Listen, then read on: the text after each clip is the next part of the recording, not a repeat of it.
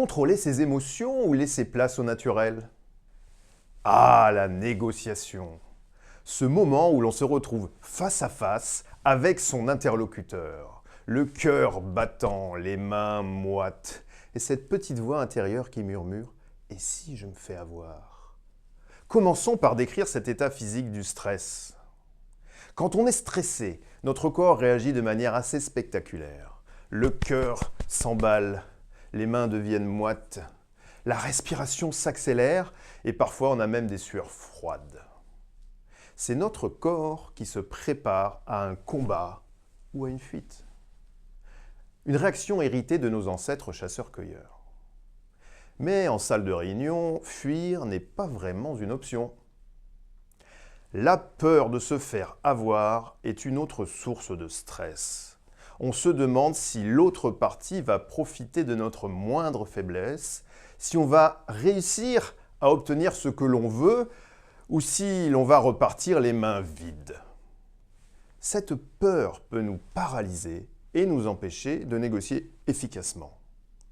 Le stress a des répercussions importantes sur notre capacité à réfléchir correctement et à prendre du recul.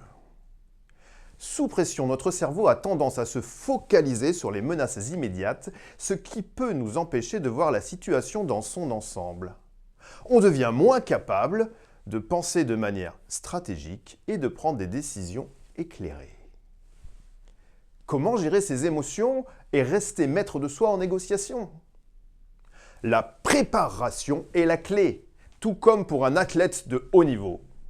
Un négociateur bien préparé est comme un athlète qui s'entraîne pour une compétition. Il connaît ses forces et ses faiblesses, il a étudié son adversaire et il a un plan de jeu. Le contrôle de soi est essentiel. Avoir un poker face, c'est-à-dire une expression neutre qui ne trahit aucune émotion, peut être très utile. Cela empêche l'autre partie de deviner ce que l'on pense ou ressent et de tirer avantage de nos réactions. C'est un peu comme être un animal à sang-froid, capable de rester calme et impassible en toutes circonstances. Prenons l'exemple de Marie, une négociatrice chevronnée. Lors d'une négociation difficile, elle sentait la pression monter. Plutôt que de laisser ses émotions prendre le dessus, elle a pris une grande inspiration, a souri calmement et a continué à poser des questions pertinentes. Son attitude détendue a déstabilisé son interlocuteur qui s'attendait à la voir céder sous la pression. Une autre technique consiste à se rappeler que la négociation n'est qu'un jeu.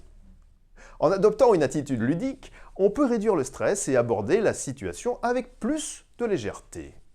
Par exemple, Jacques, c'est un prénom inventé, un négociateur expérimenté, aime imaginer qu'il est en train de jouer une partie d'échecs. Cela l'aide à rester concentré et à ne pas prendre les choses trop personnellement. Enfin, il est important de savoir quand faire une pause. Si le stress devient trop intense, il vaut mieux demander un moment pour réfléchir.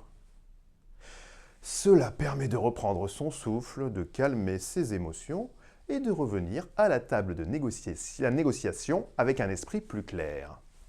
Mais que faire lorsque toutes ces techniques ne suffisent pas?